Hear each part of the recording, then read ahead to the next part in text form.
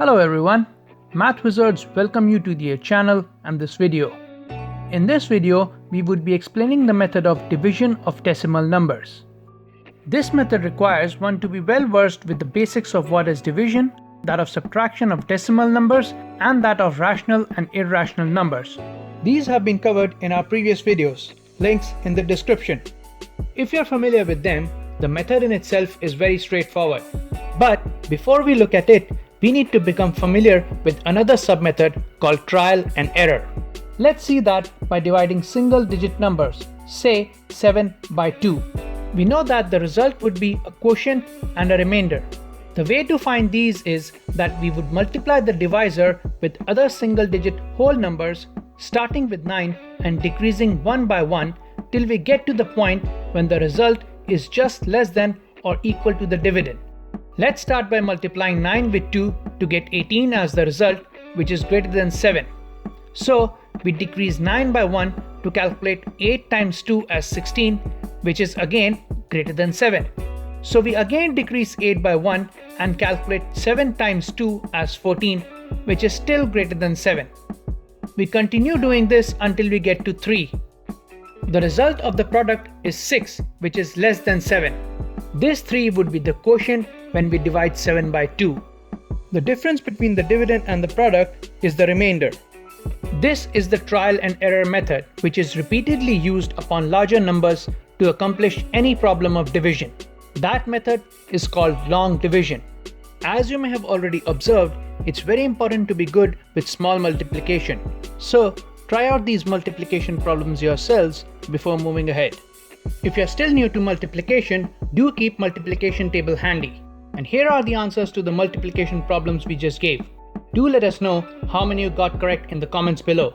Now we're in a position to see the method of long division with an example of 13969 divided by 16. We start by placing the numbers in this way so that the calculations are easy to do. Next, we consider the digits of the dividend from the left, increasing the number of digits in consideration until we see that the number that is formed is greater than the divisor. Now we use trial and error on division of this intermediate dividend by the divisor. We multiply the divisor by 9, which gives us the result larger than the intermediate dividend. But if we decrease the multiplicand by 1, we get the product 128, which is just less than the intermediate dividend. So 8 is the quotient of this division, which we write on top. We then calculate the difference between the intermediate dividend and product and write it below the product. Next, we bring down the next digit of the dividend and write it next to the difference and implement the method of trial and error again on this new intermediate dividend formed. We get 7 as the quotient, and same as before, we write it on the top, next to the digit already written. Again, we calculate the difference. We repeat this method on each intermediate dividend formed until we run out of digits in the dividend. We could continue this division further by adding a decimal and as many zeros as we want, but we will see that a little later.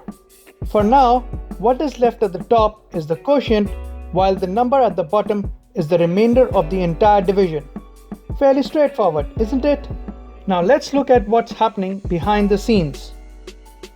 We split the number into different parts. We start from the left and divide the first number by 16 using trial and error. If you recall, the first digit of our quotient was 8, but when multiplying 16 with 8, we get the result as 128 only. However, in reality, we are multiplying 16 with 800 to get the result 12,800. We are just not writing the zeros. Now 800 forms only a part of the quotient, whereas the difference 1100 is the remainder. This remainder is now added to the second number to obtain 1160.